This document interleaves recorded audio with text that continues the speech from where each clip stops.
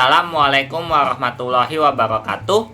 Bersama kesulitan, ada kemudahan. Dan salam manis. Matematika nikmat sekali. Berjumpa lagi dengan saya Pak Zaki Hidayat. Kali ini saya akan menjelaskan tentang geometri transformasi. Bab terbaru ya.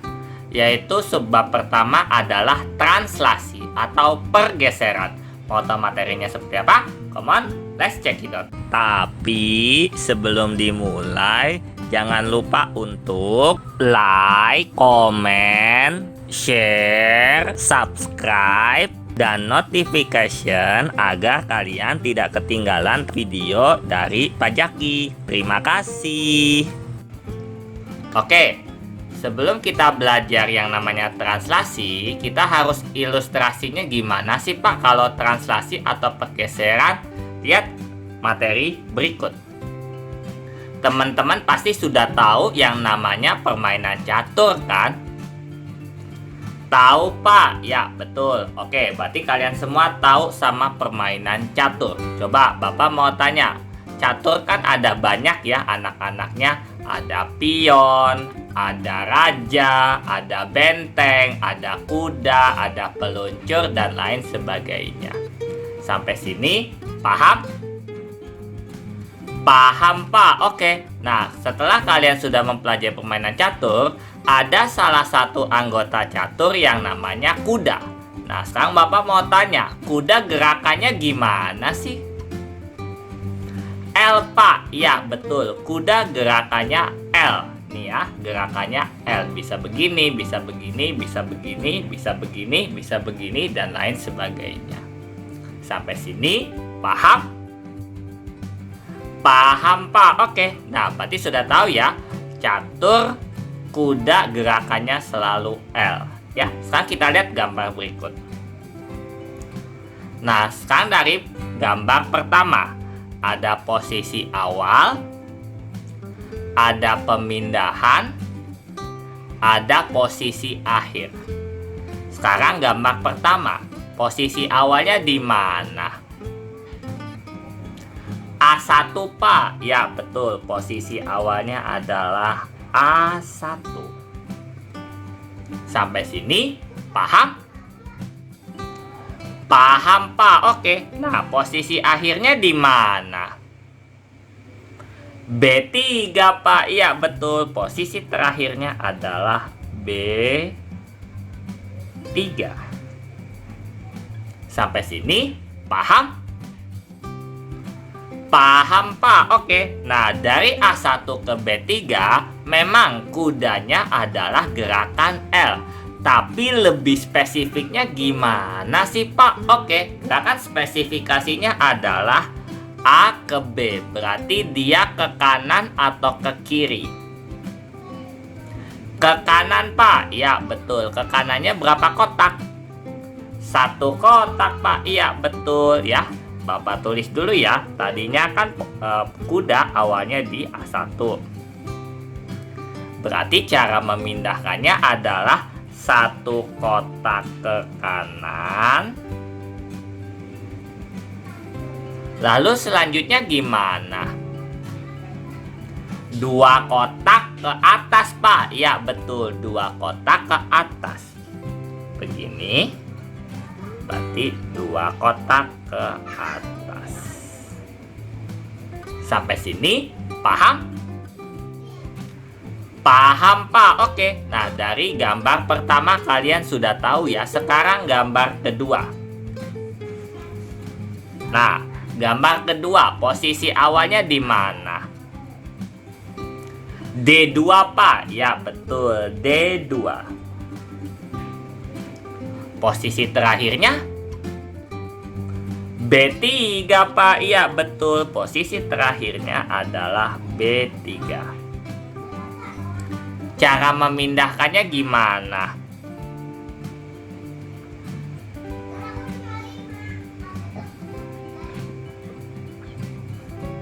Dua kotak ke kiri, 1 kotak ke atas Pak. Ya betul, berarti 2 kotak ke kiri, 1 kotak ke atas. Sampai sini paham? Paham, Pak? Oke. Lanjut ke gambar ketiga. Posisi awalnya di mana? C4, Pak. Ya, betul. Posisi awalnya adalah C4. Posisi terakhirnya B2, Pak. Ya, betul. Posisi terakhirnya ternyata adalah B2.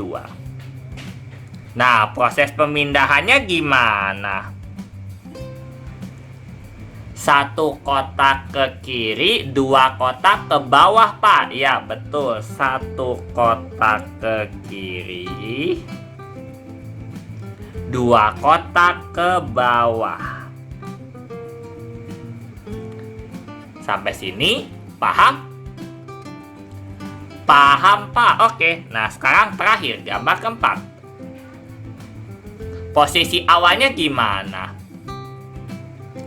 A3, Pak. Ya, betul. Posisi awalnya adalah A3. Posisi terakhirnya C2, Pak. Ya, betul. Posisi terakhirnya adalah C2. Bagaimana cara memindahkan A3 ke C2? Dua kotak ke kanan, satu kotak ke bawah, Pak. Ya, betul. Dua kotak ke kanan, satu kotak ke bawah. Sampai sini, paham? Paham, Pak. Oke. Nah, sekarang ternyata gerakannya macam-macam ya. Ada yang ke kanan atas, ada yang ke kiri atas, ada yang ke kiri bawah, dan yang terakhir ada ke kanan bawah. Kita baca kalimat selanjutnya. Kalau diperhatikan, pemindahan anak kuda catur, maka dibuat relasi seperti berikut. Nah, lihat ya, ada 4 buah relasi. A1 dengan cara menggeser satu kotak ke kanan dan dua kotak ke atas, hasilnya adalah B3. D2 cara memindahkannya adalah dua kotak ke kiri dan satu kotak ke atas, jadinya B3.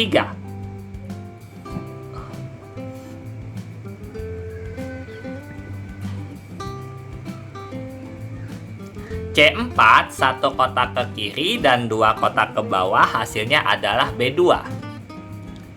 Dan yang terakhir, A3 cara memindahkannya adalah dua kotak ke kanan dan satu kotak ke bawah, hasilnya C2. Sampai sini, paham? Paham, Pak. Oke, nah, sudah tahu ya relasinya? Nah, kalau Bapak ubah nih ya, jika relasi tersebut diubah menjadi operasi matriks matematika, nah teman-teman pasti sudah tahu materi matriks kan? Yang bentuknya persegi panjang ataupun persegi yang isi elemennya angka-angkanya, maka terbentuk posisi operasi berikut ya. Ini ada posisi awal, saya tulis 11 bukan A1. Kenapa? Nih, dari A sampai D ini Bapak anggap sebagai sumbu X. Jadi A Bapak misalkan 1, B Bapak misalkan 2, C Bapak misalkan 3, dan D Bapak misalkan 4, tapi berada di sumbu X ya. Dan yang ke atas ini namanya adalah sumbu Y. Karena ini dimisalkan A3 berarti pasti 1,3 atau 1/3-nya ke bawah. Sampai sini paham? Paham, Pak. Oke. Oh, berarti Bapak mengubah posisi catur itu jadi titik koordinat ya, Pak? Iya, betul. Biar memudahkan Anda dalam mengerjakan. Nah, nih, banyak ya posisi awal ditranslasikan jadi posisi akhir. Tadinya 11 ditranslasi 12 jadi 23. Tadinya 42 ditranslasikan -21 jadinya 23. Tadinya 34 translasinya -1 -2 jadinya 22. Dan yang terakhir tadinya 13 ditranslasikan oleh 2 - 1 hasilnya adalah 32. Nah, pertanyaan Bapak nih ya, Di situ ada tanda tanya. Dan di situ ada sama dengan. Pertanyaan Bapak untuk tanda tanya adalah, operasi apa yang cocok untuk menggantikan tanda tanya?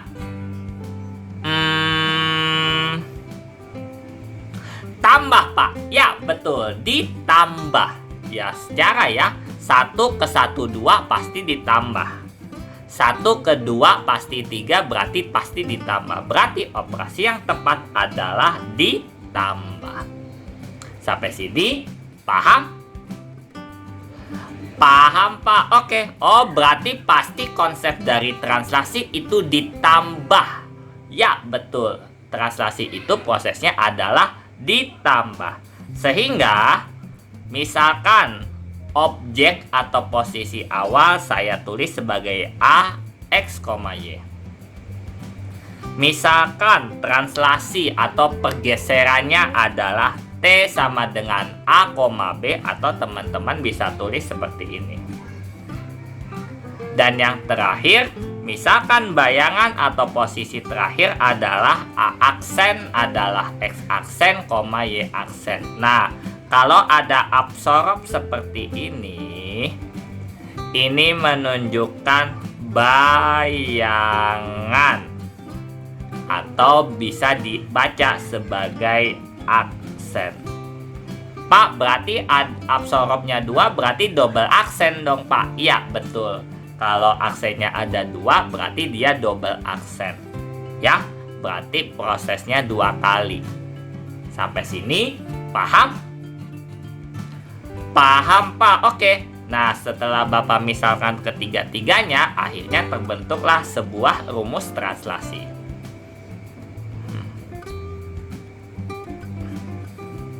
Jadi,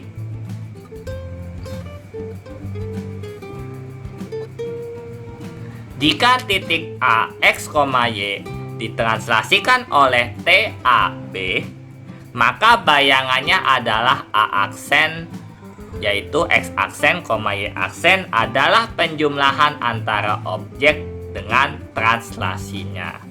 Nah, teman-teman, pertama kalau namanya aja transformasi geometri, jadi wajib tulis ini ya. Nah, rumusnya adalah XY ditambah AB sama dengan X aksen, Y aksen. Jadi kita dapat kesimpulan bahwa pengertian translasi adalah suatu transformasi yang mengubah objek menjadi bayangan dengan cara menggeser dengan sebuah vektor. Sampai sini paham? Paham, Pak? Oke ya. Berarti kalian sudah tahu ya apa arti dari kata translasi atau pergeseran. Ya, teman-teman. Pak, contoh latihannya gimana? Contoh soalnya? Lihat saja di video berikutnya. Teman-teman ingat ya, harus rajin belajar ya dalam mengerjakan soal matematika. Dan ingatlah teman-teman, sebaik-baiknya manusia adalah manusia yang bermanfaat untuk orang lain. Saya, Pak Zaki Hidayat, undur diri terlebih dahulu. Wassalamualaikum warahmatullahi wabarakatuh. Salam manis.